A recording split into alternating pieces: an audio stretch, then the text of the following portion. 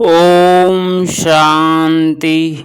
3 जून 2026 बाबा का साकार मुरली। मीठे बच्चे, बाप की आशीर्वाद लेनी है तो सर्वे से बोल, सपूत बच्चे बन सबको सुख दो, किसी को भी दुख ना दो। प्रश्न, धर्मराज्य की सजाओं से छूटने के लिए किन ईश्वरीय नियमों का ध्यान देना है?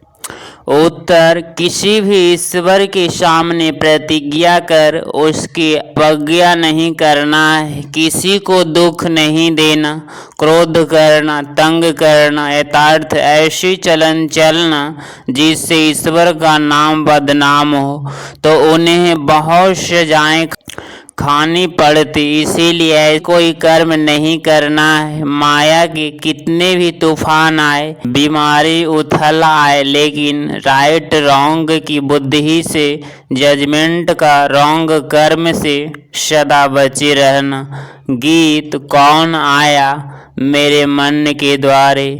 ओम शांति। यह किसने कहा ओम शांति? बाप और दादा। यह तो बच्चों को जरूर निश्चय होगा कि हमारा प्रलौकिक बाप है, हम पिता परमात्मा शिव और यह ब्रह्मा सब बच्चों का अलौकिक बाप है। इसको ही प्रजापिता ब्रह्मा कहेंगे। इतने बच्चे और किसको होते हैं क्या? सिवाय प्रजापिता ब्रह्मा के पहले नहीं थे, जबकि बेहद के बाप ने इसमें प्रवेश किया है तो यह हो गया दादा। यह दादा खुद कहते हैं कि तुमको प्रलौकिक बाप की प्रॉपर्टी मिलती है। पौत्रे हमेशा दादे के वारिस होते हैं, उनका बुद्धि योग दादे में जाता है क्योंकि दादे की प्रॉपर्टी का हक मिलता है। जैसे रजाओं के पास जो बच्चे जन्म लेते रहेंगे ऐसे ही कहेंगे बड़ों की प्रॉपर्टी है, बड़ों की प्रॉपर्टी पर उन्हों का हक है ही। तुम बच्चे जानते हो कि हम बेहद के बाप द्वारा बड़े ते बड़ी प्रॉपर्टी वर्ग की बादशाही ले रहे हैं। हमको बाप पढ़ा रहे हैं। तुम अब सम्मुख बैठे हो। सम्मुख का नशा भी नंबरवार पुरुषार्थ अनुसार रहता है। कोई की दिल में तो बड़ा लभ रहता है। हम उच्च ते उच्च भगवान के आकर इस साकार माता पिता द्वारा वारिस बनते हैं। बेहद का बाप बहुत मीठा है जो हमको रजाई के लायक बनाते हैं। माया ने बिल्कुल नालायक बना दिया है। कल बाबा के पास से कोई मिलने लिए आए थे, परंतु वह कुछ समझते थोड़े ही थे। बाबा ने समझाया यह सब ब्रह्मा कुमार है, तुम भी ब्रह्मा के व शिव के बच्चे हो ना। कहा है तो जरूर यह सब सुनकर कहा, परंतु दिल में लगा नहीं, तीर लगा नहीं कि सचमुच हम उनके बच्चे हैं। यह भी उनके बच्चे हैं, वर्षा ले रहे हैं। वैसे ही हमारे पास भी कई बच्चे हैं जिनको बहुत थोड़ा बुद्धि में बैठता है।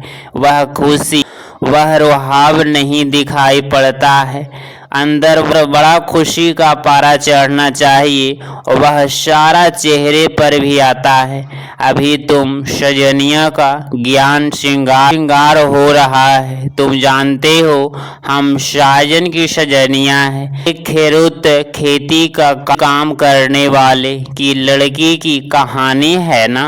एक राजा खेतुर की लड़की को ले आया, परंतु फिर भी रजाई में मजा नहीं आया तो लड़की को वापिस गावड़े में छोड़ आया। बोला तुम रजाई के लायक नहीं हो। यहाँ भी बाप श्रृंगार करते हैं, तुम भविष्य में महारानी बनो। श्री कृष्ण के लिए भी कहते हैं भगाया पटरानी बनाने के लिए, परंतु कुछ समझते नहीं। रिलीजियस माइंड्स समझते हैं ऐसे ही दुनिया चलती रहती है। कुदरत है बहुत है जो मंदिर टिकाने में भी नहीं जाते, न शास्त्रों आदि को मानते। गवर्नमेंट भी धर्म को मानने वाली नहीं है। भारत किस धर्म का था, अब किस धर्म का है, बिल्कुल नहीं जानते। अभी तो बच्चे दैवी कुल के, जैसे वह क्रिश्चियन कुल के हैं वैसे तुम ब्राह्मण कुल के हो।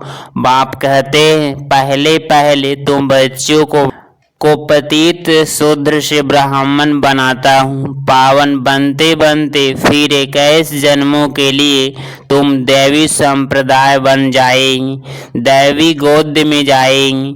आए थे आश्री गोद में, आश्री गोद से फिर तुम ईश्वरीय गोद में आए हो। एक बाप के बच्चे भाई बहन हैं, यह एक वंडर है। सब कहेंगे हम ब्राह्मण कुल के हैं, हमको तो श्रीमत पर चलना है, सबको सुख देना है, रास्ता बताना है। दुनिया में कोई नहीं जो मुख से कहे बेहद की बाप से बेहद का वर्षा कैसे लिया जाता है। तुमको बेहद का बाप मिला है, तुम ही उनको बच्चे बने हो। बुद्धि ही में जानते हो कल पहले जिन्होंने बाप से वर्षा लिया होगा वही आकर लेंगे। थोड़ा भी बुद्धि में होगा तो कभी न कभी आकर पहुँचेंगे, आएंगे तो कुछ न कुछ लेने के लिए। तुम्हारे में भी नंबरवार जानते हैं, आज पावन बनने के लिए आए हैं, कल फिर पतित बन पड़ते हैं। किसका खराब संग लगने से भूल जाते हैं कि बाप का बनकर फिर बाप को छोड़ा तो बहुत पापात्मा हो जाते हैं। जैसे कोई किसका खून करते हैं तो पाप लगता है, वह पाप भी थोड़ा है। यहाँ जो बाप का बनकर फारकती दे देते हैं, प्रतिज्ञा कर फिर भिखारी बन पड़ते हैं तो बहुत पाप लगता है। अज्ञान काल में इतना नहीं लगता जितना ज्ञान में लगता है। अज्ञान काल में तो मनुष्यों में क्रोध कॉमन होते हैं। यहाँ तुमने किस पर क्रोध किया है तो 100 गुना दंड हो जाता है, अवस्था बिल्कुल गिर जाती है, क्योंकि ईश्वर का फरमान नहीं मानते। धर्मराज्य का फरमान मिलता है, पवित्र बनना है तुम ईश्वर का बन। जरा भी उसके फरमान की अवज्ञा की तो 100 गुना दंड चढ़ जाता है। क्रिएटर तो वह एक है, ब्रह्मा विष्णु शंकर भी उनकी रचना है ना। धर्मराज्य भी क्रिएशन है, धर्मराज्य का रूप भी बाबा साक्षात्कार कराते हैं, फिर उस समय सिद्ध कर बतलाते हैं। देखो तुमने प्रतिज्ञा की थी हम क्रोध नहीं करेंगे, किसको दुख नहीं देंगे, फिर भी तुमने इसको दुख दिया, तंग किया, अब खाओ सजा। फिर बिगड़ साक्षात्कार सजा नहीं देते, प्रूफ तो चाहिए ना। वह भी समझते हैं बरोबर मैंने बाप को छोड़कर यह कुकर्म किया। बदनामी कराने से फिर बहुतों पर आफत आ जाती है, कितनी अबलाएं बंधन में आ जाती है। सारा दंड बदनामी कराने बालों पर पड़ जाता है। इसीलिए बाप कहते हैं बड़े ते बड़ा पाप आत्मा देखना हो तो यहाँ देखो। धोबी के पास बहुत मैले सड़े हुए कपड़े जब होते हैं तो शटका लगाने से फट पड़ते हैं। यहाँ भी शटका सहन न कर चले जाते ईश्वर की गोद में आकर, डायरेक्ट उनकी अवज्ञा की तो सजा खानी पड़ेगी। जो ग्रेट ब्राह्मणी प्रॉपर्टी ले जाती है उस पर बहुत बड़ी रिस्पॉन्सिबिलिटी है। एक ने भी अगर हाथ छोड़ दिया, भिखारी बना, तो उसका पाप ले आने वाले पर आ जाएगा। ऐसे कोई को भी इंद्र सभा में नहीं लाना चाहिए। नीलम परी पुखराज परी की कहानी भी तो है ना। इंद्र सभा में कोई छिपाकर ले आई तो इंद्र सभा में बाश आने लगी गया। ऐसे कुछ कहानी है। वह पत्थर बन गई, बाबा पारसनाथ बनाते हैं। फिर अवज्ञा की तो पत्थर बन जाते हैं, रजाई पाने की सौभाग्य गवा देते हैं। समझो कोई गरीब राजा की गोद लेते हैं, अगर नालायक बन पड़ा और राजा निकाल देवे तो क्या होगा? फिर कंगाल के कंगाल बन पड़ेंगे। यहाँ भी ऐसे है, फिर बहुत दुख महसूस होगा। इसीलिए बाप कह देते हैं कभी भी कोई अवज्ञा नहीं करना। बाप है साधारण, इसीलिए शिव बाबा को भूल साकार में बुद्धि आ जाती है। अब तुम बच्चों को श्रीमत मिलती है, जो गंदे बन पड़ते हैं ऐसे फिर इंद्र सभा में बैठ न सके। हर एक सेंटर से इंद्र सभा है, जहाँ ज्ञान की वर्षा हो रही है। नीलम परी पोखराज्य परी नाम तो है ना, नीलम रत्न को कहते हैं। यहाँ बच्चों पर नाम रखे जाते हैं। कोई बहुत अच्छा जैसे रत्न है, कोई फ्लो नहीं है। जवाहरात में कोई बहुत दागी होते हैं, कोई एकदम प्योर होते हैं। यहाँ भी नंबरवार रत्न है।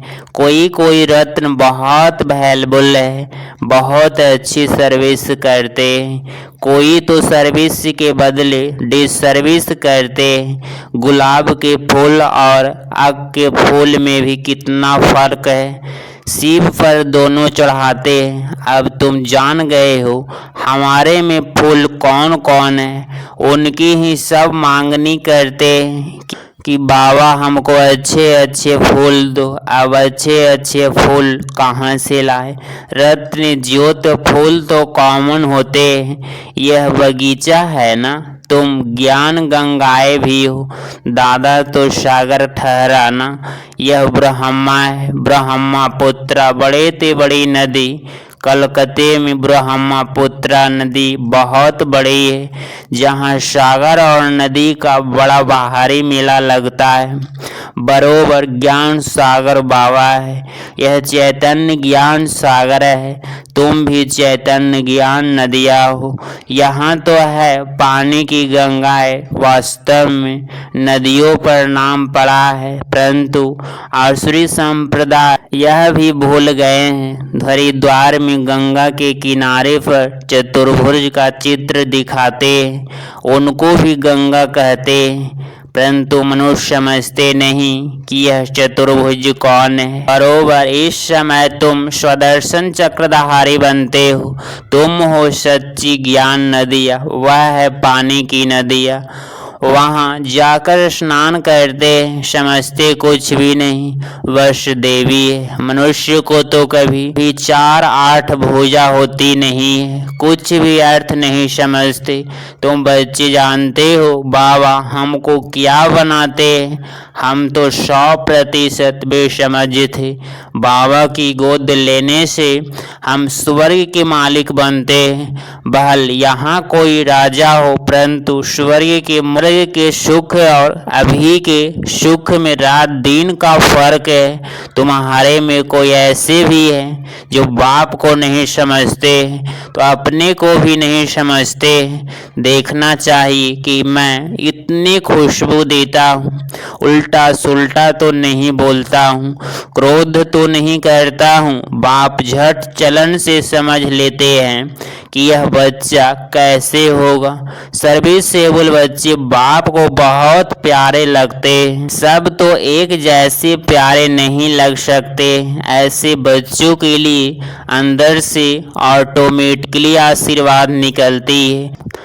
बाप का नाफरमानवादार बच्चा होगा तो बाप कहेंगे ऐसा बच्चा मुआ भला, कितना नाम बदनाम करते हैं। इसको कहा जाता है तकदीर।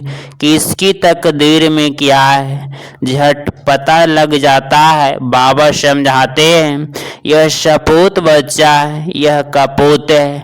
बाप दादा को नहीं पहचाना।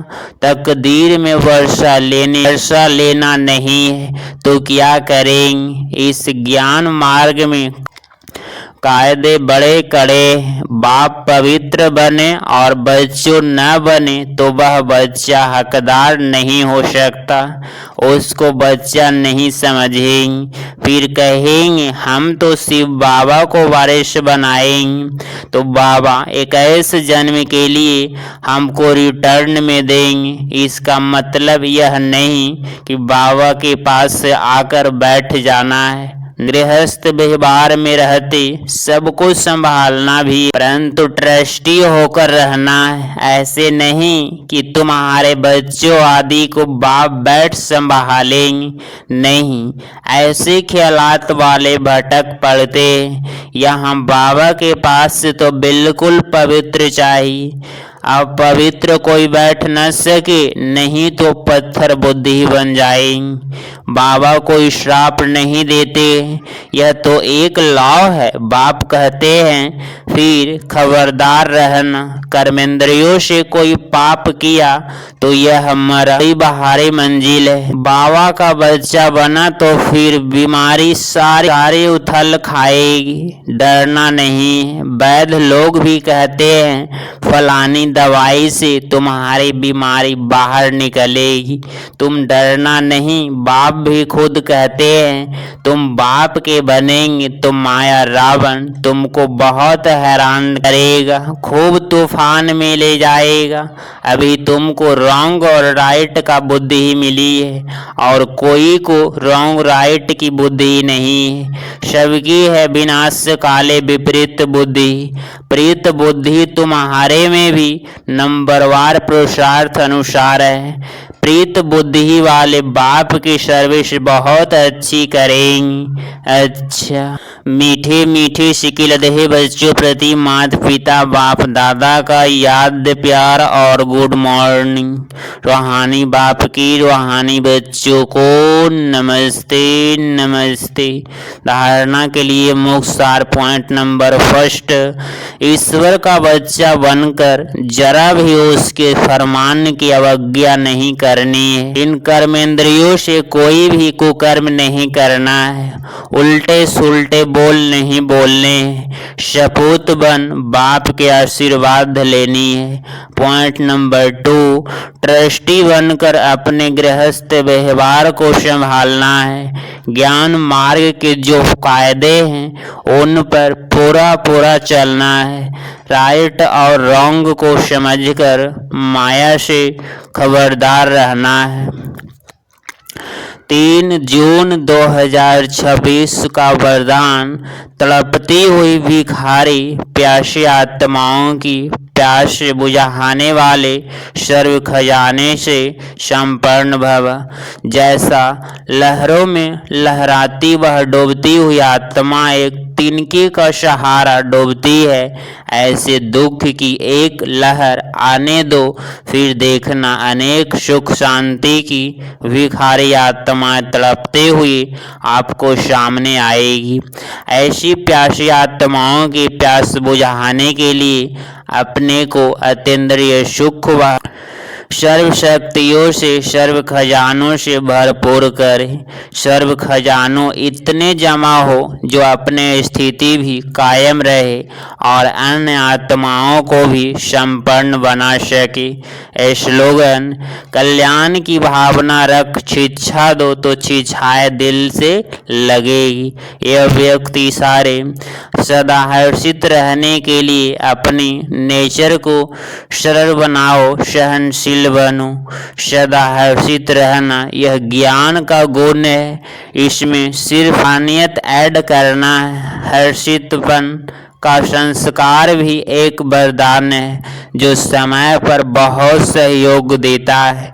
जो स्वयं सदा हर्षित रहते हैं वह कैसे भी मन वाले को भी हर्षित कर देते हैं। इजी नेचर वाले अपने खुशनुमा हर्षित चेहरे से बाहरी वायुमंडल को भी हल्का बना देते हैं। अगर आप इस चैनल पर डेली मुरली क्लास सुन रहे हैं तो चैनल को प्लीज़ सब्सक्राइब करें और नोटिफिकेशन ऑल पे क्लिक करें।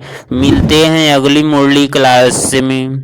ओम शांति, ओम शांति।